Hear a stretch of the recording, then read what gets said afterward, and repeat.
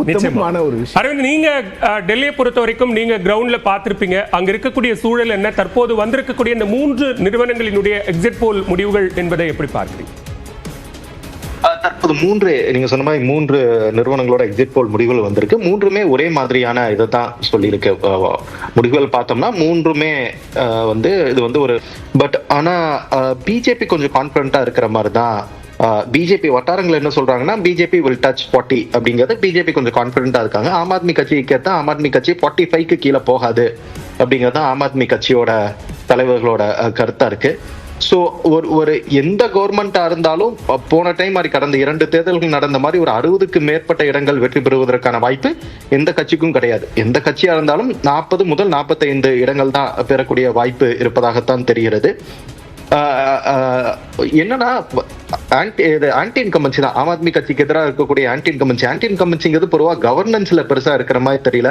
கவர்னன்ஸை பொறுத்தா free எலக்ட்ரிசிட்டியும் அதே போல free வாட்டருங்கிறது ஒரு பெரிய ரொம்ப பாப்புலரான ஒரு ஸ்கீம். 2 ஸ்கீம்ஸுமே வந்து ஆம் ஆத்மி கட்சி தொடர்ந்து செயல்படுத்திட்டு வராங்க. அந்த 2 திட்டங்கள் மூலமாக தான் கடந்த 2 தேர்தல்களையும் ஆம் ஆத்மி கட்சி எவ்வளவு பெரிய வெற்றியை பெற்றிருக்கிறார்கள். கணிசமான பெண்கள் வாக்குகள் ஆம் ஆத்மி கட்சிக்கு கிடைப்பதற்கான ஒரே காரணம் இந்த இலவச மின்சாரமும் அதே போல இலவச குடிநீர் வசதியும் தான். ஆனா அந்த கட்சி தலைவர்களுக்கு எதிராக முன்வைக்கப்படும் இந்த ஊழல் குற்றச்சாட்டுகள் அந்த தலைமையின் மீது வைத்துள்ள நம்பிக்கையை தற்போது கேள்விக்குறியாக்கி இருக்கிறது. அதே போல மீண்டும் இந்த தேர்தலில் வெற்றி பெற்றால் கெஜ்ரிவால் முதலமைச்சர் ஆக முடியுமா? ஏனென்றால் இந்த இடைக்கால ஜாமீனில் உச்சநீதிமன்றம் அவர் வந்து டெல்லி செக்ரட்டரி தலைமைச் செயலகத்துக்கு போகக்கூடாது, முதலமைச்சர் கோப்புகளில் அவர் கையெழுத்திடக்கூடாது போன்ற கட்டுப்பாடு போன்ற நிபந்தனைகளை விதித்திருக்கிறார்கள். எனவே இந்த முறை வாக்களித்தால் மீண்டும் கெஜ்ரிவால் முதலமைச்சர் ஆக முடியுமா என்ற கேள்வியும் எழுந்திருக்கிறது. இதுதான் ஆம் ஆத்மி கட்சிக்கு ஒரு பின்னடைவாக பார்க்கப்படுகிறது. ஆனா அதே நீங்க பாஜக 2024 நாடாளுமன்ற தேர்தலினுடைய முடிவுகளை நம்ம இதோட ஒப்பிட்டு பார்க்கலாமா? ஏன்னா 7 தொகுதிகளும் அங்கு பாஜக கைப்பற்றியது. அங்க கிடைத்த வாக்கு சதவீதத்தின் அடிப்படையில் நம்ம அதை சட்டமன்ற தொகுதிக்கு கன்வெர்ட் பண்ணோம்னா கிட்டத்தட்ட 52 தொகுதிகள் வரைக்கும் பாஜகவினுடைய வசம் இருப்பதாக அந்த வாக்கு சதவீதம் காட்டுது. அந்த அரித்மெட்டிக் அங்க ஒர்க் ஆக வாய்ப்பு இருக்கா? ஒர்க்கே ஆகாதுங்க. 2019 நாடாளுமன்ற தேர்தலை எடுத்துக்கொண்டால் பாஜக இதே போல 7க்கு 7 இடங்கள் ஜெயிச்சிருந்தாங்க.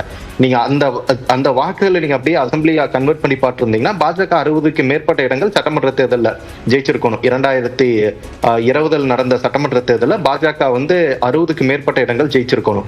ஆனால் ஏன் அதே 2020 ஆண்டு நடைபெற்ற சட்டமன்ற தேர்தலில் ஏன் ஆம் ஆத்மி கட்சி 60 சீட் ஜெயிச்சாங்கன்னா டெல்லியில் இருக்கிற மக்கள் மிகவும் தெளிவாக இருக்கிறார்கள்.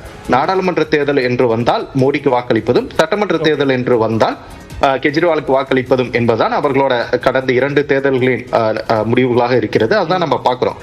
இந்த முறை என்ன பிரச்சனைனா பாஜகவுக்கு ஒரு பின்னடைவு என்னன்னா பார்லிமெண்ட்ல எப்படி மோடி ஒரு பேஸா இருக்காரோ சட்டமன்றத்துல எங்களுக்கு ஒரு பேஸ் கிடையாது, ஒரு சிஎம் பேஸே எங்களுக்கு கிடையாது. அதுதான் பாஜகவுக்கு பின்னடைவு.